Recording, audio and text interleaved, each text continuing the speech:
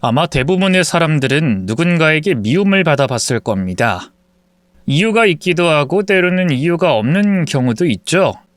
그리고 후자의 경우는 아무리 노력을 해도 관계는 달라지지 않을 테고요. 저 역시 그런 사람이 있었습니다. 제 경우는 시어머니가 그랬죠.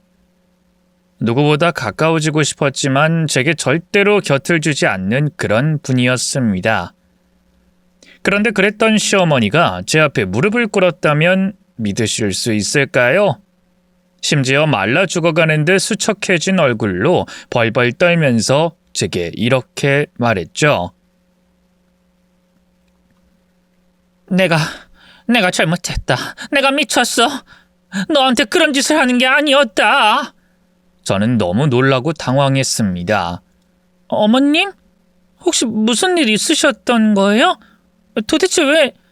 천벌이지. 내가 너한테 한 짓만 떠올려도 이건 천벌이야. 그래도 며느라, 염치 없지만 딱 하나만 부탁하면 안 되겠니?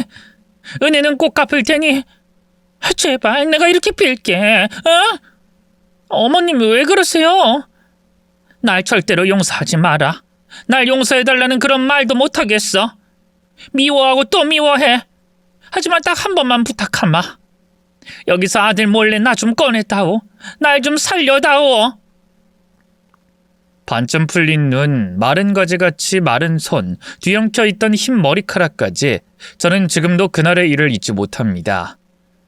왜냐하면 제가 본 시어머니는 절대로 그런 모습을 보인 적이 없었기 때문이죠. 언제나 늘 깔끔하게 화장을 하시고 꾸준히 염색도 받으셨으며 늘어진 옷도 입고 있는 걸 보이시지 않는 분이셨어요. 저도 시어머니와 며느리 관계가 아니라면 정말 대단하다고 박수를 쳤을 정도로 말입니다. 하지만 솔직히 말해서 전 시어머니를 싫어했죠. 물론 처음부터 그런 것은 아니었어요. 결혼하고 초반엔 잘하려고 정말 노력 많이 했었습니다. 하지만 돌아오는 대답은 늘 똑같았죠. 넌 하나를 가르치면 하나를 까먹는 거니? 도대체가 살림이 도통 늘지가 않는구나. 그러게 이왕에 재혼을 할 거면 학력도 좀 보고 집안도 보고 식구로 받아들였어야지.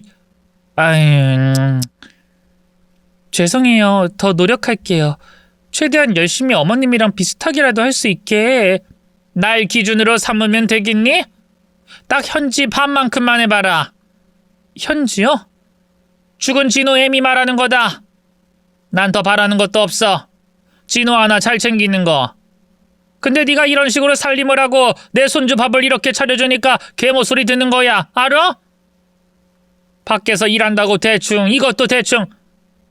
너란 애는 처음부터 마음에 안 들었어. 아휴, 죽은 진우 애미만 불쌍하지. 가여운 것. 걔가 이 꼴 보고 죽어서 눈을 제대로 감겠니? 보통의 시어머니는 아들을 최우선에 두는데 시어머니는 달랐습니다. 시어머니가 가장 아끼는 건 전 며느리인 현지라는 여자와 전처의 아들 진우 딱 둘이었죠. 오히려 남편에게는 저와 비슷한 수준으로 차갑게 굴었고 기준도 엄격한 편이었습니다. 자기가 낳은 아들에게도 기준이 있었으니 제가 들어가기엔 문턱이 너무 높았죠. 더구나 이미 죽은 사람과 경쟁한다는 것도 너무나 불쾌하기 짝이 없었고요. 심지어 시어머니에게 들은 전처는 그야말로 완벽한 사람이었죠. 늘 습관처럼 자랑을 하는 통에 저도 달달 외우고 있을 정도였습니다. 현지는 집안도 엄청 좋고 학벌까지 좋은 아이였어. 그런데도 아무것도 없는 우리 아들을 만나서 저거 사람 만들어놨지. 나한테도 잘했지만 진우한테도 몹시 끔찍했고. 저는 떨떠름하게 웃었습니다. 아, 네. 참 좋은 분이었네요. 혹시 기분 나쁘니? 전처 이야기한다고 자존심이 상해. 기분이 좋은 건 아니죠. 특히나 그 이야기는 몇 번이나 하셨잖아요. 그럴 수 있지. 그럼 나한테 그 소리 안 나오게 잘해야겠다는 생각은 안 드니? 나도 이러기 싫다. 근데 이건 비교가 돼도 너무 되니까 문제인 거야. 진우 몸무게가 2kg이나 빠진 건 알아? 식단을 어떻게 했으면 한참 자랄 아이가 반쪽이 될 수 있니? 내가 키울 땐 애가 얼굴이 번질번질 광이 났었어. 근데 지금 봐라, 저게 사람 꼴이야?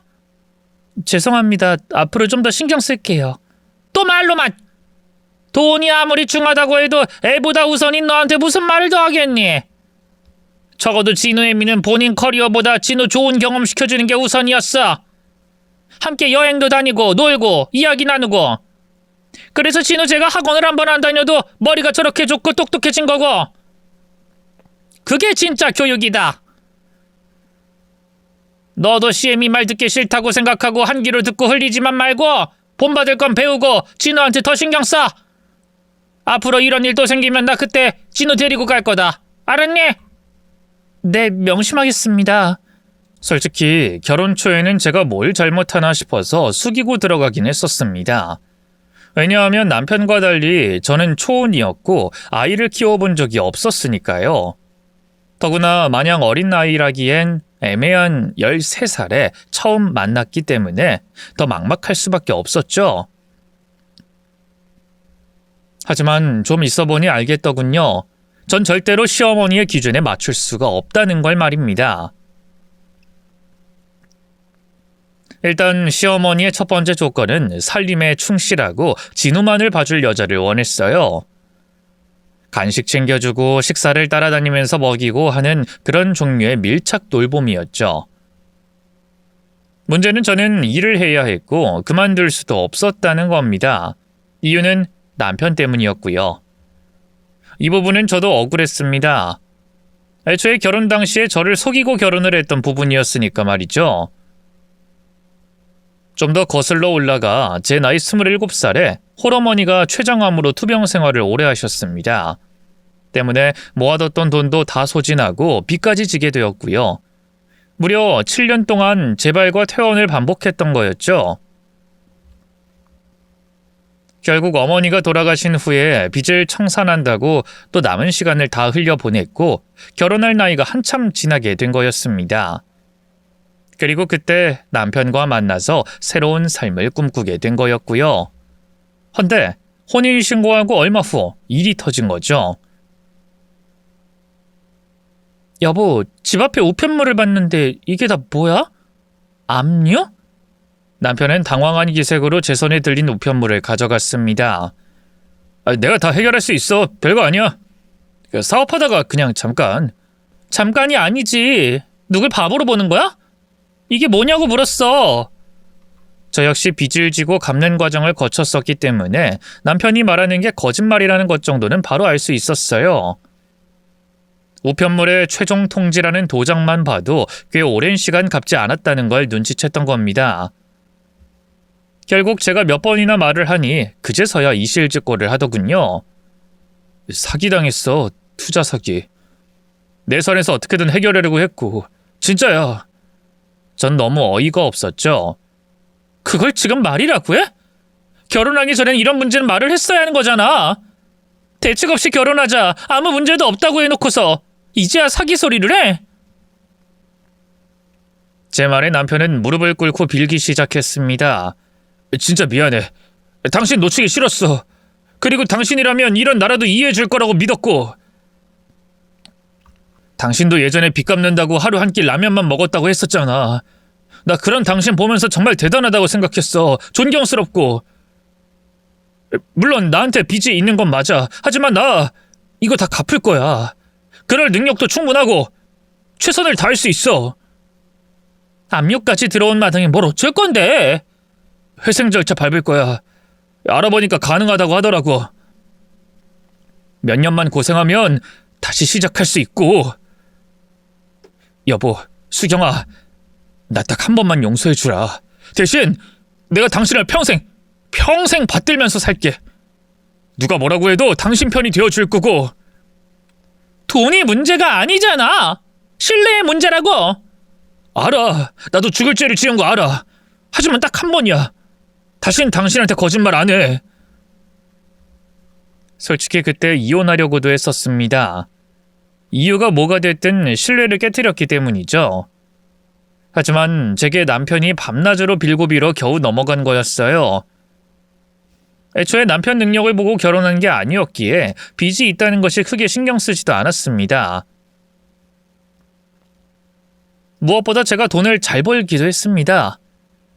어머니 떠나보내고 빚을 갚으며 저는 기술을 배웠거든요. 자동차 도장공이라고, 쉽게 말해서 자동차에 예쁜 색을 입혀주는 그런 직업입니다. 힘이 필요한 일이라 보통은 남자가 많지만 그런 만큼 꽤 많은 돈을 벌 수 있었죠. 어쨌든 결혼하고 얼마 뒤 직장을 구한 남편이 개인 회생을 시작했고 저는 생활비 때문이라도 일을 늘려야 했으니 절대로 시어머니의 조건을 맞춰줄 수가 없었던 겁니다. 그러다가 결혼하고 2년 정도 지났을 때의 일입니다. 말수도 적고 늘 방에만 있던 진우가 주위를 빙빙 돌다가 대뜸 이러더군요. 저 아줌마, 혹시 호칭은 새엄마라고 불러도 돼요? 난 억지로 강요하고 싶진 않아. 진우, 너 편하게 불러. 무슨 일이야? 그게 혹시 가능하시면요. 그게... 진우는 마른 입술만 뜯으면서 한참을 망설였고 전 그런 진우를 안 치고 다시 물었죠. 괜찮아. 혹시 학교에서 무슨 일이 있거나 아님 말 못할 사정이 있는 거니? 그런 건 아니에요. 실은 제가 수학이 갑자기 좀 어렵고 계속 성적이 나오지 않아서요. 저는 처음엔 제 귀를 의심했습니다. 시어머니가 진우를 예뻐하는 이유 중에 하나가 머리가 똑똑해서라는 걸 알고 있었어요. 또 죽은 전처가 유명한 대학을 나와서 유학까지 다녀올 정도로 수재였다는 자랑도 귀에 못이 박히게 들었습니다. 그 머리를 닮았는지 진우도 어릴 때부터 신동소리 들어왔고 늘 반에서 1등, 전교에선 10등 안에는 들었죠. 헌데 그런 진우가 중학생이 되자 제게 대뜸 성적 상담을 해왔던 겁니다. 아는 게 별로 없던 저는 조금 조심스러울 수밖에 없었죠. 그래서 최대한 부드럽게 물어봤습니다. 그 아줌마는 아이를 키워보지 않아서 잘 몰라. 내가 많이 서툴러. 그러니까 내가 혹시 실수하는 거면 이야기해주면 좋겠다. 무엇보다 나는 공부랑은 담을 쌓은 사람이기도 하고. 수학 점수가 나오지 않아서 고민이라면 학원이나 과외를 하는 건 어때? 그게... 혹시 내가 실수했니? 그런 뜻이 아니면 말해줘. 진우는 고개를 푹 숙이며 눈치를 보더군요. 아니요, 가고 싶어요. 근데 돈이... 아빠나 할머니는 공부는 교과서로 하면 된다고만 말하고 솔직히 돈도 없잖아요. 그래서 가고 싶은데 말을 못했거든요. 저는 진우의 머리를 쓰다듬어 줬죠. 아줌마 돈 잘 벌어. 그러니까 원하는 곳 있으면 가. 그리고 독서실? 그런 것도 가야 되지. 그건 학교에 독서실이 있어서 괜찮아요. 가능하시다면 수학학원만 부탁하고 싶어서요. 아니, 그 집 근처에 독서실도 끊어줄게. 물론 원한다면. 그리고 내가 초보 엄마라서 신경을 많이 못 썼으니까 문제집이나 용돈도 아니야, 내가 따로 챙겨주마. 하지만 독서실까지 하면 돈이 많이 들 거고 용돈까지도... 그럼 제가 죄송해서... 억지로 하라는 것도 아니고 하고 싶다면 최대한 후회 없이 공부해 봐야지. 넌 돈 걱정을 할 나이는 아니야. 그건 한참 어른이 된 후에 해도 늦지 않아. 그땐 하기 싫어도 하게 될걸? 진우는 볼이 빨갛게 달아오르더니 제 눈을 보며 말했습니다. 꼭 갚을게요. 커서 성공해서 꼭이요. 저는 웃었죠. 됐어. 부모는 원래 해주는 거야. 피가 섞이지 않아도 법적으로는 내가 보호자고. 앞으로도 뭐든 말해. 내가 도울 수 있는 거라면 뭐든 해줄게. 알았지? 좋은 엄마? 전 사실 그런 건 모르겠더군요. 그저 사랑하는 사람을 만나서 결혼했더니 13살의 아들이 생겼으니 현실적으로 바로 내 아들이라고 반응을 하진 못했죠. 하지만 그 대신 좋은 어른이 되어주기로 결심했던 겁니다. 제가 어릴 때 부모님에게 바란 건 무엇이고 커서도 어떤 어른을 좋게 봤는지 기억을 더듬어 얼추 비슷하게 흉내를 낸 거였죠. 다행히 그 결정이 틀리지 않았는지 그 이후로 진우는 저를 잘 따라줬어요. 문제는 시어머니였죠. 진우가 학원을 다닌다는 걸 어떻게 알았는지 저희 집에 오셔서 소리를 질렀습니다. 내 손주를 학원에 보내? 나나 중혁이한테 허락도 안 받고 지금 그런 짓을 저질렀어? 도대체가 너는 생각이 있는 거니 없는 거니? 이러니까 너한테 개모소리가 나오는 거야. 어머님, 그게 아니라요. 시끄러! 지금 누구 앞에서 함부로 입을 또 놀려? 안 그래도 꿈자리가 사나워서 진우를 찾아갔더니 애 얼굴이 시커멓게 잠도 제대로 못 잤는지 눈도 충혈돼 있더구나. 요즘 애 엄마들 애 귀찮아서 학원 뺑뺑이 돌린다는 소리 내가 주변에서만 들어봤지 그게 설마 우리 집일 거라고는 생각을 해본 적이 없었어. 오늘부로 당장 그만두게 해. 알았니? 저는 한숨을 쉬었죠. 진우가 결정한 거예요. 저는 지원을 해줬을 뿐이고요. 왜 이야기는 듣지도 않고 그렇게 판단을 내리세요? 진우 찾아갔으면 그 이야기 들으셨을 거잖아요. 그래, 들었다. 진우가 자기가 가고 싶다고 했다고. 너한테 부탁한 것도 자기라고 그러더라. 근데 왜 저한테 화를 내세요? 정말 모르겠니? 그래, 지 배 아파 낳은 자식 아니니 모를 수밖에. 집에 있는 게 오죽 힘들었으면 남들은 가기 싫다고는 그 학원에 왜 들어가? 너랑 있는 것도 숨이 막히고 애가 힘들어서 나가려고 했다는 생각은 안 해? 안 그럼 그 똑똑한 애가 뭐가 모자라서? 수학이 부족하다고 했어요. 본인 입으로요. 요즘에 다들 학원 다니는데 교과서로 그 성적 유지한 거 그렇게 자랑 아니거든요? 애가 얼마나 힘들었을진 생각 안 하세요? 아이고, 누가 보면 아주 대단한 엄마라고 잘도 생각하겠네. 이제까지 잘했다가 성적이 떨어진 게 누구 탓인데? 너야! 네가 우리 집 들어오고 나서 되는 일이 없어. 그건 억지잖아요. 도대체 제가 뭐가 그렇게 마음에 안 드시는 건데요? 꼭 말로 들어야겠다면 해주마. 다 마음에 안 든다. 머리부터 발톱 끝까지 다! 예전에 진우애미 있을 때 우리 집 이렇게 지내진 않았어. 집에 여유가 넘치고 웃음도 넘쳤지. 근데 지금 집안 꼴을 봐라. 내 귀한 손주는 제대로 먹지도 못하고 공부만 하고 중혁이는 일한다고 늦게 귀가하고 너는 잘난 그 일하느라 집안 행사 하나도 참가를 안 하는데 이게 제대로 된 집이야? 한 달에 한 번 마주보고 식사도 못하는 게 가족이라고 할 수는 있는 거냐?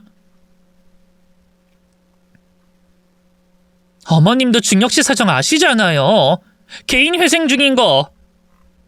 제가 일을 해야 그나마 생활할 수 있는 상황도 고려를 해주셔야죠. 그래, 너 생활비 벌고 나 용돈 주고 그러는 거 모르는 거 아니다. 근데 생색내지 마라. 그깟 돈 몇 푼으로 나 휘두를 생각은 더더욱 하지 말고. 난 그깟 용돈? 난 안 받아도 그만이야. 더구나 우리 아들 전에 현지랑 살 때는 이런 문제도 없었었어. 딱 너 들어오고 나서 폭탄처럼 다 터진 거지. 이래서 집안에 여자를 잘 들여야 하는 건데. 아유... 매번 이런 식이었습니다. 아무리 제가 반박을 해도 시어머니는 결코 이길 수 없었어요.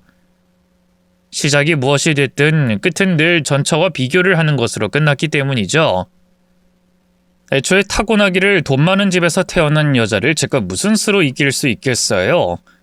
뿐만 아니라 매일 전화로 진우 먹은 음식 타박에 사진 찍어서 보내라고 성화해 일도 손에 잡히지 않을 정도로 스트레스를 받았죠. 이런 상황이다 보니 저는 결국에 참다가 더는 못 참아서 남편에게 이야기를 전했습니다. 다행히 남편은 결혼 초에 했던 약속처럼 무조건적으로 제 편을 들어줬죠. 이제까지 왜 참고 있었어? 그걸 왜 참아? 확 질러버리지. 진짜 잘 지내보려고 노력 많이 했어. 그런데도 앞뒤 없이 날 미워하시잖아. 여기서 뭘 더 어떻게 할 수가 있겠냐고. 알지. 난 당신 덕분에 이렇게 사는 건데 요즘에도 내가 얼마나 노력을 하는지 알잖아. 오로지 당신이랑 행복한 미래를 꿈꾸면서 이 악물고 사는 거야. 알아. 요즘도 늦게 들어오잖아. 빚 빨리 갚겠다고. 그렇지. 그래서 내가 도통 신경을 못 써서 이런 일이 벌어진 것 같아. 다 나 때문이야. 이게 왜 당신 때문이야. 나도 속상해서 말한 거야. 아니야, 나 때문 맞아. 사실 나 강압적인 엄마 때문에 반항 많이 했었어. 대학도 다니는 둥 마는 둥 하다가 퇴학 처리됐고 일도 하지 않고 그러다 진우 엄마랑 결혼하면서 바뀐 거거든. 엄마는 그때 날 구제한 게 그 사람이라고 생각하고 계시는 거고. 그런 상황이라면 그렇게 생각할 수도 있겠네. 그래도 이건 아니야. 무슨 조치를 취해야겠어. 시간이 좀 흐르면 괜찮겠지. 또 당신이 어떤 사람인지 알아보면 나아지겠지 한 게 벌써 3년이야. 이건 아니지. 진우도 당신을 이렇게 따르고 나도 당신 없으면 안 되는데 왜 혼자 과거에 살고 있냐고. 나이 들어 노망이 난 거야. 조치라니 뭘 어쩌려고. 연락 끊고 지내. 내가 다 알아서 책임질 테니까. 엄마 이 집에 다신 못 오게 할 거고 집안 행사도 일절 참석하지 마. 아니 차라리 이사를 가자. 당신은 번호 바꿔. 내가 알게 된 이상 더는 당신 스트레스 받게 하지 않을 거야. 여보, 그래도 그건 좀 심하지 않아? 난 그냥 속이 상해서 딱 그것뿐이야. 문제가 있으면 고쳐야 하잖아. 하지만 우리 엄마는 절대로 안 바뀌어.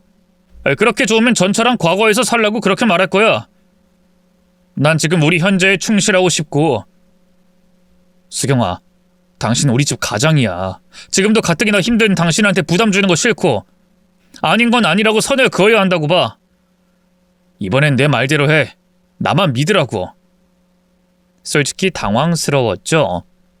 연락을 아예 끊는다는 것까지 바란 것은 아니었습니다.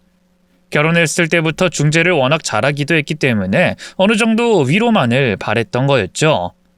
그런데 실제로 남편은 이사까지 감행하면서 시어머니와 저를 만나지 못하게 조치를 하더군요.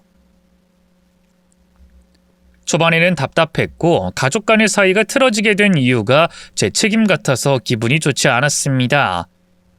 그런데 진우까지도 제 편을 들어주더군요. 오늘 할머니가 학교에 찾아왔었어요. 이사하는 곳 알려달라고요. 그래? 너도 놀랬겠네. 괜찮니? 잘 설득했어요.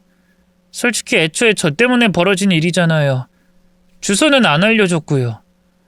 그래도 곤란했을 텐데 할머니랑 넌 사이가 좋잖아. 제 말에 진우는 씁쓸하게 웃으며 대답했습니다. 정확히 할머니는 제가 엄마 아들이라서 좋아하시는 거잖아요. 저도 눈치가 있으니 그 정도는 알아요. 제가 머리가 좋은 것도 엄마한테 물려받은 거라고 하고 제대로 절 봐주시진 않거든요. 전 타고난 게 아니라 사실 노력을 하는 건데. 노력도 타고나는 거지. 그러니까 혹시나 곤란하면 그냥 말해도 돼. 난 괜찮아. 일단 제가 싫어요. 할머니가 아줌마한테 그렇게 하는 거 이해할 수가 없고요. 이 정도는 제가 알아서 할게요. 그러니까 아줌마는 앞으로 할머니 신경 끄세요. 그래도 돼요. 저도 아줌마 편이에요. 이번엔 아빠가 잘했다고 생각하고 있고요. 누군가가 제 편을 들어준다는 게 그렇게 기분 좋은 일인지 몰랐어요. 나름의 노력이 보상을 받은 기분이랄까요? 그땐 오히려 극단적으로 중재를 했던 남편보다 진우에게 더 감동을 받았습니다. 그리고 그렇게 시간이 흐르니 정말 세상 편안해지더군요.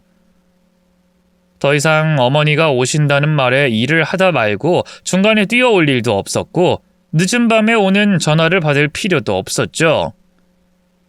이전엔 벨소리만 들어도 경기 비슷하게 심장이 뛰고 식은땀이 나곤 했었는데 그런 증상까지 싹 사라졌던 겁니다. 하지만 고민거리가 끝이 난 건 아니었죠. 신혼 초부터 저와 남편은 늘 같은 주제로 작은 언쟁을 했기 때문입니다. 여보, 요즘엔 더 늦는 것 같아. 일이 많아? 무슨 회사가 이렇게 야근을 매일 해? 회생하려면 어쩔 수 없잖아. 당신도 그건 이해해 주기로 한 거 아니었어? 이제 금방 회생 끝나면 이직해서 안전 금방 찾을 거야. 그만둬도 당장 일할 수 있는 곳도 없잖아. 그야 그렇지만 요즘에 같이 저녁 먹은 게 손에 꼽을 정도잖아. 야간 근무라고 해도 시간도 들쑥날쑥해서 너무 안 맞고. 그리고 우리 아이 가지기로 했었잖아. 알지? 제 말에 남편은 깊은 한숨을 쉬며 대답했죠. 알지, 아는데. 여보, 우리 진우 이제 금방 고3이야. 진우를 우선적으로 생각해줘야지. 하지만 내 나이도 있고 지금 아니면 기회가 없어. 당신이 바쁘다는 거 아니까 시험관으로라도 아이 가져보는 건 어때? 그게 바로 되는 것도 아니라잖아. 실패하면 쉬었다가 다시 하고 그런데. 그럼 얼추 시간도 맞지. 아니, 뭐가 안정이 돼야 마음을 편안하게 가지지. 지금 내 상황에 당신한테 용돈이나 받아 쓰고 있는데 꼭 지금 이런 말을 해야겠어? 나도 누구보다 당신이랑 내 아이 가지고 싶어.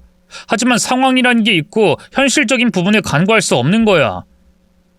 지금 그 이야기만 반복해서 하고 있잖아. 내가 돈 벌고 있는데 무슨 상관이야. 내가 당신한테 돈을 요구하기로 해서 뭘 했어. 내가 바라는 건 딱 하나였어. 아, 머리 아파. 그냥 다음에 이야기해. 다음에. 나 피곤해. 물론 남편 입장을 이해하지 못하는 건 아니었습니다. 당장의 수입도 거의 없는 상황에서 아이까지 낳을 생각을 하면 피하고 싶을 수도 있었죠. 하지만 결혼 전에 저는 무조건 제 아이를 가지길 원했고 남편 역시 동의했던 일이었어요. 그럼에도 남편은 늘 피임을 우선시했고 제가 아이 이야기를 꺼내면 회피하려고만 했었습니다.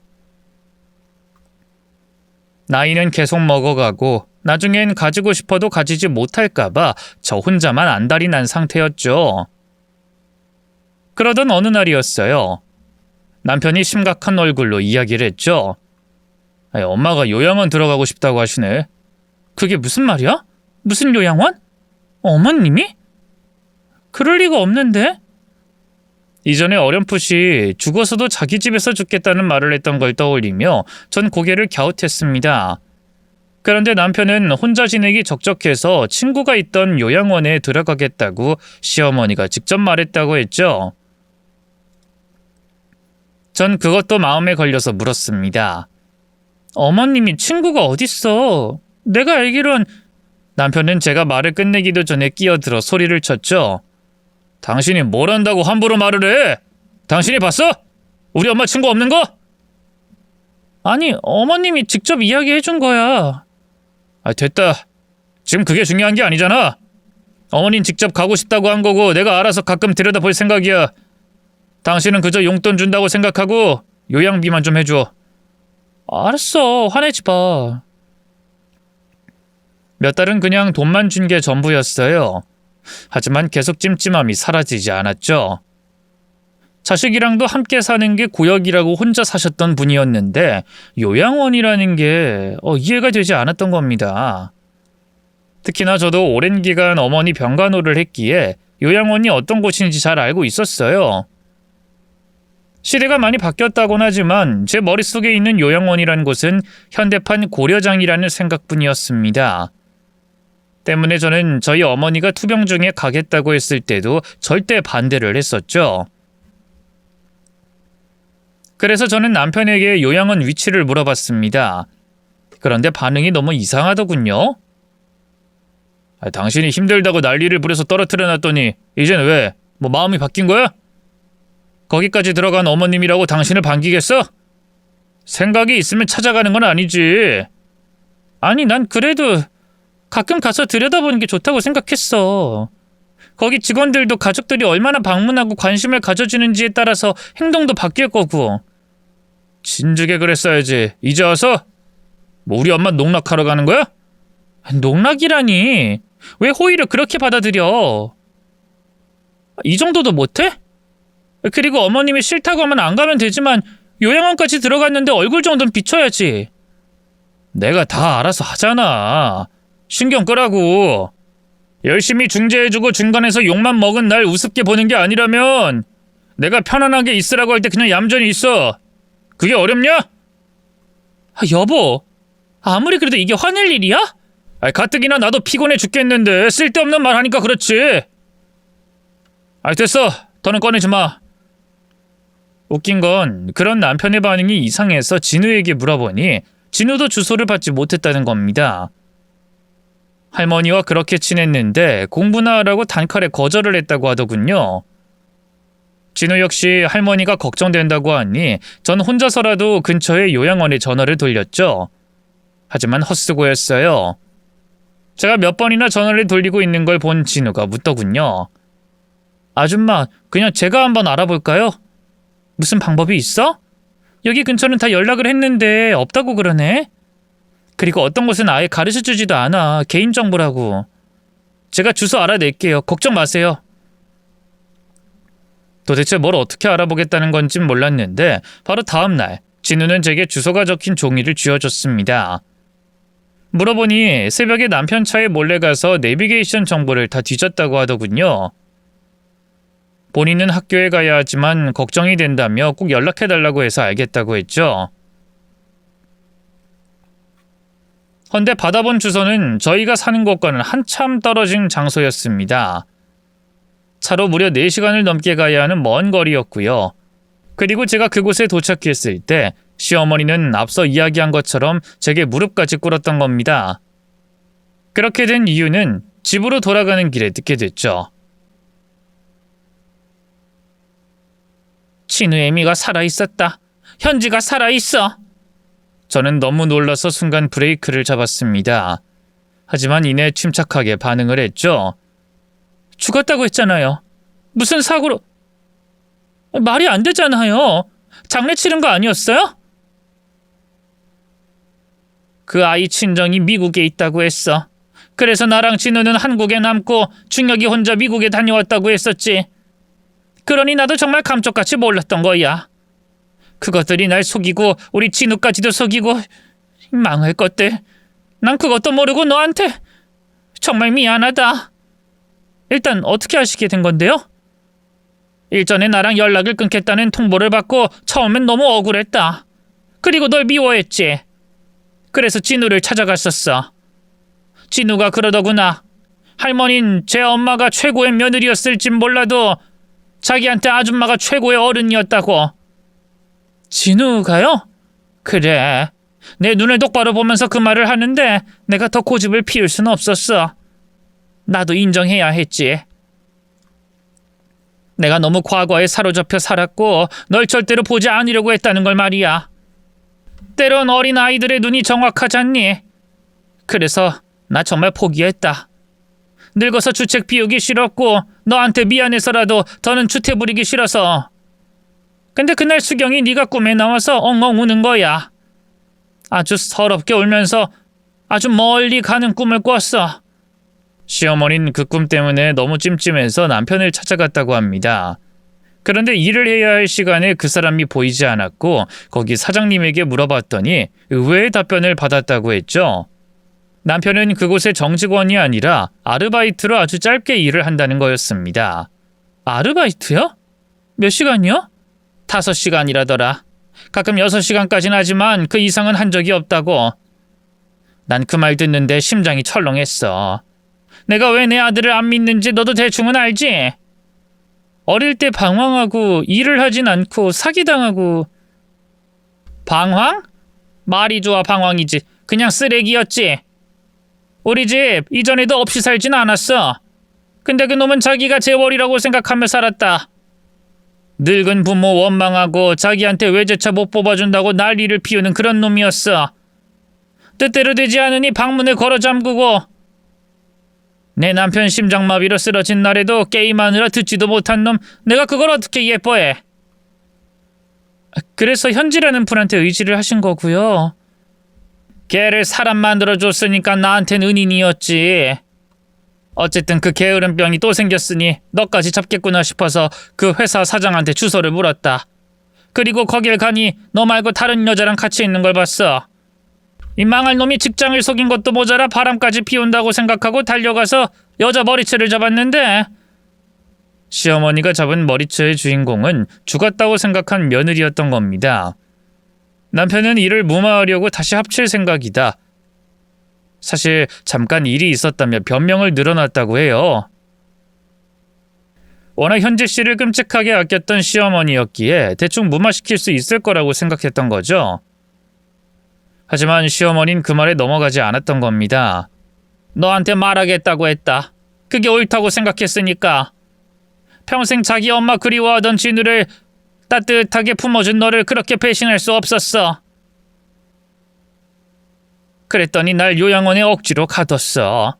가지 않으면 진우도 이 사실을 다 알게 될 거고 충격받아서 어떻게 될지도 모른다고 협박했고. 자기 아들을 인질 삼아서 협박을요? 그래. 근데 널 보는 순간 알았다. 진짜 진우를 위하는 길이 뭔지. 미안하다. 난 수경이 네가 뭘 하든 도울 거야. 증인이 되라면 그것도 해주마. 이게 내 속죄야. 초반엔 머릿속이 너무 혼란스러웠지만 답은 이혼 하나였습니다. 그러려면 일단 증거가 필요했죠. 그래서 집으로 돌아오는 길에 업체에 들려 뒷조사를 부탁했습니다. 헌데 생각보다는 금액이 제법 크더군요. 붙이는 사람 수, 걸리는 시간까지 고려해서 진행될 때마다 추가금이 필요했던 거죠. 그런데 그 금액을 시어머니가 흔쾌히 내어주었습니다. 아주 탈탈 털어달라는 부탁과 함께요. 의뢰받은 사장님은 시어머니와 며느리가 와서 함께 아들을 파달라는 경우는 처음이라며 웃으셨죠. 그리고 결과는 딱 3일 만에 나왔습니다. 사장님은 아주 친절하게 사진을 보여주며 설명했어요. 여기 오피스텔이 두 사람이 만나는 곳이고요. 두 집 살림? 뭐 그렇게라고 하기엔 애매하지만 어쨌든 그 비슷해요. 왜냐면 이중혁 씨 전처인 김현지 씨도 유부녀라서 각자 가정이 있거든요. 유부녀요? 네, 이번이 현지 씨는 3번째 결혼이네요. 지금 사는 분은 백강옥 씨라고 결혼한 건 6년 차, 아이는 딸 하나 있습니다. 근데 전처분이랑 남편분 기록을 좀 더 뒤져보니까 이 두 사람이 다 신용불량자더라고요. 캐피탈 싹 다 털어보니 아주 가관이더군요. 이중혁 씨는 쭉 신용불량자였다가 2년 전부터 회생 절차 밟고 있고, 김현지 씨도 파산 그리고 회생, 결혼하고 나서 바로 절차 밟아서 이미 끝이 났지만 신용 회복된 현재도 액수가 꽤 크게 잡혔어요. 시어머니는 그 말에 움찔하셨죠. 현지는 부잣집 딸이라고 들었는데요. 망학이라도 했나요? 유학도 다녀왔다고. 이건 더 디테일하게 조사를 해야겠지만 지금 상황으로 보면 그건 거짓말일 겁니다. 주신 정보처럼 미국에 부모님이 거주하지 않고요. 아산에 쭉 살고 계시는 걸로 보입니다. 주소지는 위성사진으로 봤는데 부잣집이라고 하기엔 다소 무리가 있어요. 대학 역시도 나온 적이 없고 중학교 중퇴네요. 학교 폭력 가담 혐의로 봉사처분 기록도 남아있고. 전 그곳에서 불륜 증거가 될 사진을 받아서 나왔습니다. 시어머니는 연이은 충격으로 다리에 힘이 풀렸는지 부축까지 해야 했죠. 일단 저는 침착하게 현 상황을 살폈습니다. 두 사람은 어린 나이에 만나서 진우를 덜컥 임신했고 여자는 부잣집 딸인 척하고 시집을 온 거였죠. 하지만 그간 펑펑 썼던 돈은 모두 빚이었고 이내 그게 터지자 다른 남자와의 결혼을 도피 수단으로 쓴 것 같았습니다. 물론 저희 남편도 마찬가지였고요. 저는 시어머니에게 말했죠. 이혼 소송하려고요. 이혼하겠습니다. 이혼? 왜 당연한 소리를 해? 근데 그게 끝이니? 네? 그럼 뭐가 더 있어요? 이거사, 넌 분하지도 않아? 내 속도 이렇게 타들어가는데 넌 그 망할 놈 뒷바라지에 진우 교육비에 나한테 받은 수모까지 이거 다 갚고 가야지. 복수라도 해야 할 거 아니야. 뭘 더 어떻게... 방법이 없잖아요. 있어. 현지 지금 남편 백강욱? 다 말해라. 그리고 아주 그것들 쪽박을 치게 해. 알았어? 네가 못한다면 내가 하마. 아니, 내가 무조건 할 거야. 난 그것들 절대로 가만 안 둬. 세상에 오래 살고 볼 일이었습니다. 시어머니에게 복수를 교육받게 되는 날이 올 줄 몰랐죠. 전처의 남편에게 전화를 할 때도 시어머니가 적어준 문구대로 읽었습니다. 그쪽 아내에 대해서 할 말이 있습니다.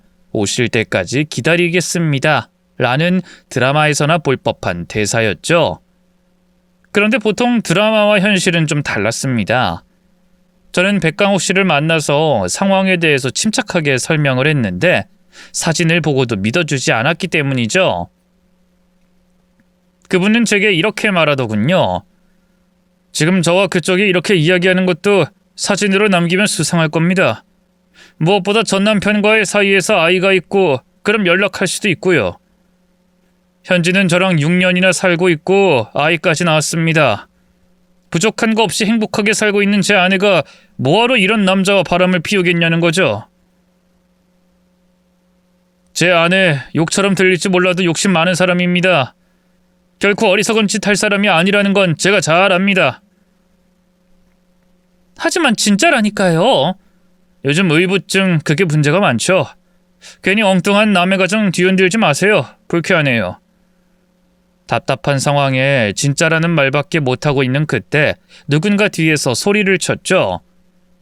내 며느리한테 의부증?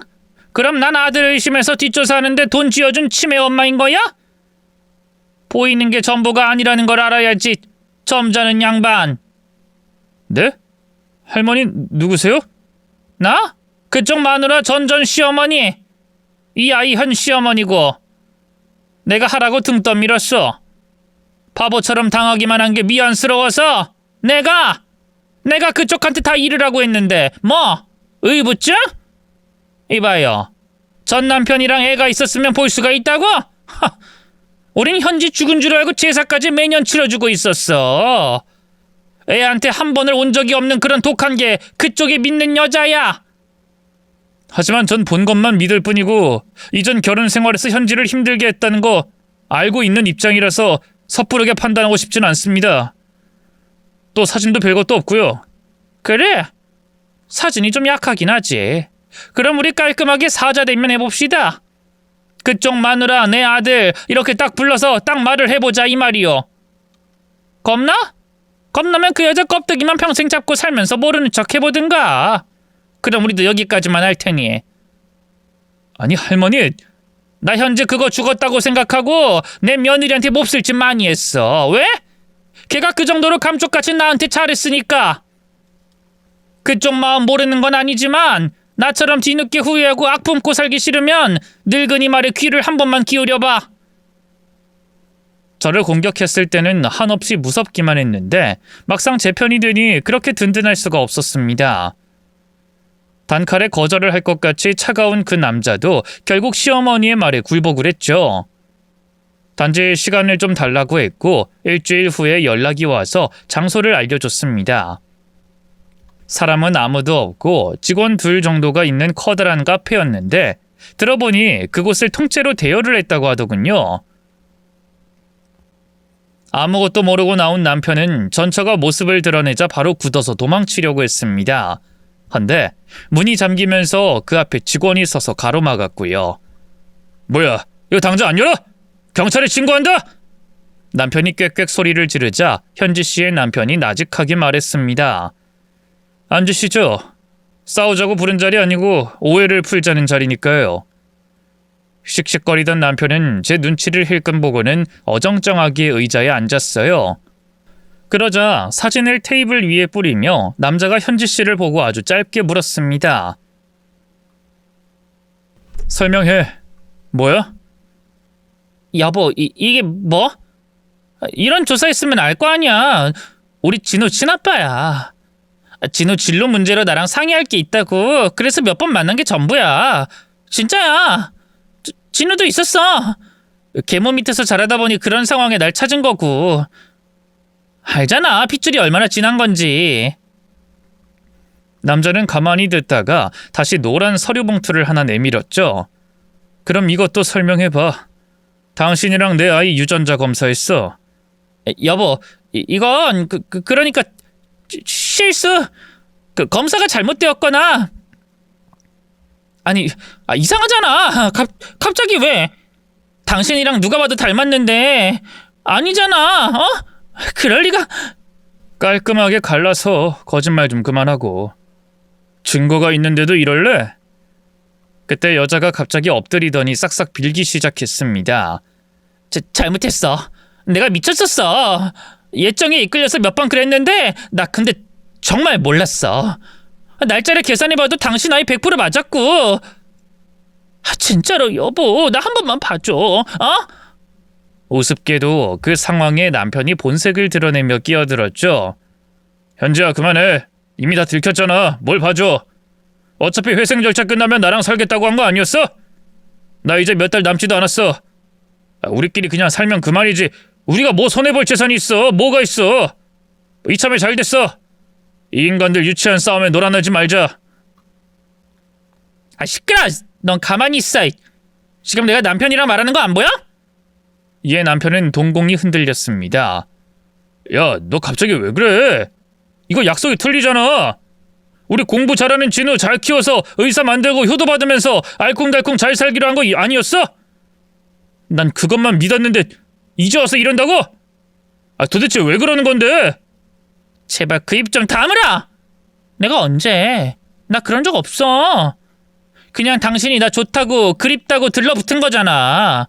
갑자기 나한테 왜 이래? 우리 남편이 오해한다고. 전 그 둘의 대화만 들어도 치가 떨려서 목소리도 나오지 않았는데 남자는 신기하다는 듯 그 광경을 유심히 보며 웃고 있었어요. 그러면서 자기 입술을 손끝으로 만지며 툭 던졌죠. 솔직하게 이실 짓고 하면 난 용서해 줄 수도 있어. 내 성격 알잖아, 현지야. 현지 씨는 몇 초 정도 입을 다물었다가 계산이 끝났는지 바로 술술 토해냈습니다. 난 당신이랑 잘 살고 있는데 저 인간이 나타나서 결혼할 여자가 생겼다고 그 여자한테 돈 좀 뜯어서 같이 살자고 그러는 거야. 아니, 첫 정이라는 게 무섭잖아. 나도 잠깐 유혹에 흔들렸던 건 사실이야. 아이도 있고 그러니까 궁금하기도 했고. 하지만 나 당신이랑 헤어질 생각 전혀 없었어. 당신도 알잖아. 내가 얼마나 당신한테 잘했어. 이번만 넘어가줘. 그럼 나 다신 이런 실수 안 해. 내 인생에서 저런 인간은 앞으로 없다고 칠게. 죽었다고 생각할게. 남편은 그 말을 듣는 동시에 씩씩거리며 소리를 질렀죠. 저런 인간? 야, 너 말 다 했어? 지금 나한테 다 뒤집어 씌우는 거냐? 먼저 들이댄 건 너잖아. 바쁜 남편 싫다고 외롭다고 나한테 연락 먼저 했잖아. 그래놓고 뭐? 내가 언제? 지어내지 마. 난 진실만 말했어. 그 나이 먹고도 아직도 마누라한테 빌붙어서 사는 주제에 쪽팔린 줄 알아. 그리고 현실적으로 내가 왜 너랑 살아? 뭐가 있는데? 우리가 20대야? 아니 30대야? 네 나이 이제 40대 중반 아니야? 근데도 아직도 그러고 구질구질하게 살잖아. 너 같은 게 볼 게 뭐 있다고 내가 들이대? 머리에 총 맞았니? 입 안 닥쳐! 나라고 말 못해서 가만히 있는 줄 알아? 오냐, 나도 다 말해버린다. 뭐 말할 건데? 이미 다 아는데. 그래? 그럼 네 남편은 너 술집 나가요 출신이라는 거 알아? 중학교 중퇴해서 길거리 전전하다가 그 어린 나이에 그런 짓 하고 다닌 거 아니냐고. 야! 왜? 이번 남편한테도 4년제 대학 나왔고 미국에서 유학도 했고 부모님도 잘 산다고 거짓말했어? 그래? 솔직히 나랑 이혼하고 만난 남자도 너 사치 부리다가 쫓겨난 거잖아. 내 말이 틀려? 저 인간 잡을 때도 전 남편이 때려서 괴롭히고 돈을 빼앗아서 이혼했다고 거짓말했지? 웃기네. 모르긴 몰라도 너 전 남편 지금도 너 명품 가방, 신발, 목걸이, 할부금 갚고 있을 거다. 이건 전 남편인 내가 보장할 수 있어. 내 개인 회생에 너 사치품이 절반이야. 이 미친놈이 뚫린 입이라고 말 함부로 하네. 어느덧 두 사람은 서로 엉겨서 싸우기 시작했습니다. 서로 뺨을 때리고 꼬집고 난리도 아니었죠. 그 틈에 저는 슬쩍 가서 남자에게 물어봤어요. 정말 그냥 넘어가시게요? 유전자 검사도 했다면서요. 네, 했죠. 근데 제 딸이 맞더라고요. 네? 근데 아까 왜... 저는 제 딸이 아니라고 한마디도 하지 않았어요. 서로 열어봤다면 일치한 거 봤을 거고요. 그게 제가 아내에게 준 마지막 기회였죠. 하지만 저는 딱 여기까지입니다. 두 번 기회는 없거든요. 전 이혼할 거고 그쪽도 권투를 빕니다. 참고로 여기서 이야기 나눈 건 다 녹음되고 있으니까 나중에 전송해 드리죠. 아, 그 이혼소송 전문 변호사는 제가 지원해 드릴게요. 뭐 일종의 선물? 굉장한 시어머니 두셨더라고요. 재수없게 들리실지 몰라도 머리가 좋아서 말빨로 어디 지고 들어가는 사람이 아닌데 묘하게 설득당했다고 해야 하나? 그래서 오늘은 장단 좀 맞춰봤습니다. 마음에 드셨나요? 네, 감사합니다. 정말로요. 덕분에 증거 얻어서 저도 그 할머니 말처럼 후회 안 하고 가슴에 독을 품지 않아서 다행이죠. 감사합니다. 남자가 돌아가자 만신창이가 된 현지 씨도 울면서 그 뒤를 따라갔습니다. 홀로 남겨진 남편은 멍하니 있다가 갑자기 저를 향해서 기어와 제 바지가랑이를 잡았죠. 당신도 봤지? 저런 여자라서 내가 속았어. 미쳤지. 근데 남자들 가끔 그런 실수 하잖아. 수경아, 나 당신 없으면 진짜 못 살아. 나 제발 한 번만 봐주라. 이제야 정신이 들었어. 평생 잘할게. 이러지 마. 난 이미 마음 정리 끝냈어. 이 꼴을 보고도 용서할 수 없는 건 당연하잖아. 다시 돌이킬 수 있어. 우리 둘만 생각 바뀌면 일도 열심히 할 거고. 진짜야. 그때였습니다. 문이 열리더니 시어머니가 들어왔죠. 내가 안 된다. 수경이 너한테 너무 아까워. 너 같은 놈은 그냥 평생 혼자 살아야 해. 앞으로 내 지원도 더는 없어. 이혼하고도 나한테 빌붙을 생각하지 말고 너 혼자 살아. 혼자서 네 입에 풀칠하면서 꾸역꾸역 살아. 남편은 시어머니를 보자 하얗게 질려 물었습니다. 엄마, 어떻게 여기 있어? 요양원에서 도망쳤어? 그래. 내 은인이 와서 살려주더라. 요양원에 박아놓았을 때 너랑 나랑은 인연 끊어졌다 여기마. 우리 앞으로 다신 보지 말자. 수경아, 우리 가자. 덕분에 저는 이혼 소송을 무사히 할 수 있었습니다. 집을 정리할 때도 시어머니가 도움을 주셨고 백강옥 씨는 진짜로 변호사를 지원해줬죠. 그렇게 모든 게 마무리되었을 때 그것으로 인연은 끊어졌다고 생각했습니다. 하지만 이혼 후 시어머니에게 연락을 받게 되었고 그 이유는 진우가 가출을 했기 때문이었어요. 그때 솔직히 아차 싶었습니다. 생각보다 긴 이혼 소송으로 지쳐서 진우가 받을 상처에 대한 생각을 하지 못했었거든요. 죽은 줄 알았던 친모가 살아있었고 그런 친모와 불륜을 저지른 아빠를 받아들여야 했을 끔찍한 상황 말입니다. 결국 경찰에 실종 신고를 해서 일주일 만에 찾아낸 진우를 제가 데리러 갔죠. 진우야, 왜 여기 있어? 가자. 아줌마랑 가. 싫어요. 아빠도 할머니도 다 싫다고요. 거기 안 가요. 그럼 최고의 어른은 어때? 너가 그랬다며. 할머니한테. 내가 최고의 어른이라고. 이렇게 여기까지 널 데리러 왔을 때 난 너랑 살 각오를 하고 온 거야. 하지만 아빠가 그런 짓을 했는데 어떻게 저를... 제 엄마도 절 버렸는데... 넌 나 안 버렸잖아. 그리고 나도 너 안 버릴 거고. 진우는 결국 울음을 터뜨렸습니다. 말수도 없고 늘 어른스럽다고 생각했던 아이가 꼭 7살 아이처럼 엉엉 제 앞에서 울었죠. 얼마나 겁을 먹었을지, 얼마나 힘들었을지 덩달아 저까지 눈물이 났네요. 이렇게 진우와 제가 함께 살게 되자 몇 달 전 시어머니가 저를 찾아오셨습니다. 그리곤 제게 고맙다고 하시며 통장 하나를 내밀었죠. 이게 뭐예요? 죽은 남편이 나한테 유언을 했었어. 아들도 며느리도 주지 말고 나더러 평생 가지고 있다가 다 쓰고 죽으라고.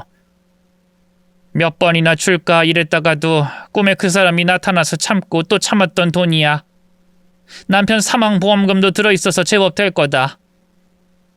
근데 전 며느리인데 주셔도 돼요? 유언이랑 안 맞는데. 처음엔 아들한테 뜯긴 돈 나한테 준 용돈 갚는다고 우길까, 뭐 내 손주 봐주는 대가라고 고집을 피울까 고민을 했었다. 근데 그런 게 아니야. 넌 나한테도 좋은 어른이 된 것 같거든. 내 자식도 꼴 보기 싫은데 남의 자식을 걷어주는 그런 사람이 어른이 아니고 뭐겠니? 이 돈은 좋은 어른에게 가는 게 옳다고 판단했다. 나이만 먹었다고 다 어른이 아니었어. 그러니 받아주련? 어머님, 고맙다. 그리고 정말로 미안했어. 내가 입으로 지은 죄는 어떻게든 다 갚아가 보마. 현재 저는 나름 행복한 삶을 살아가고 있어요.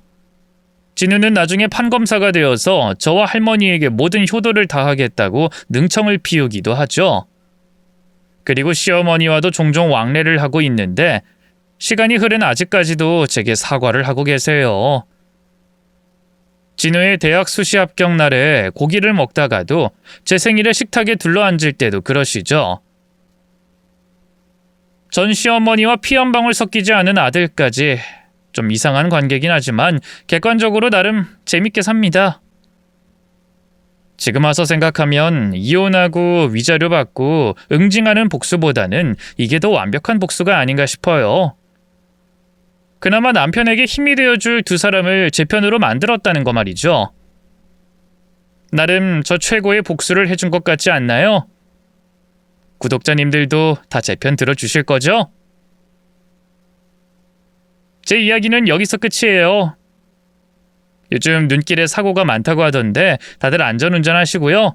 다치지 않으셨으면 좋겠습니다. 이야기 잘 들어주셔서 너무 고맙고 또 고맙습니다.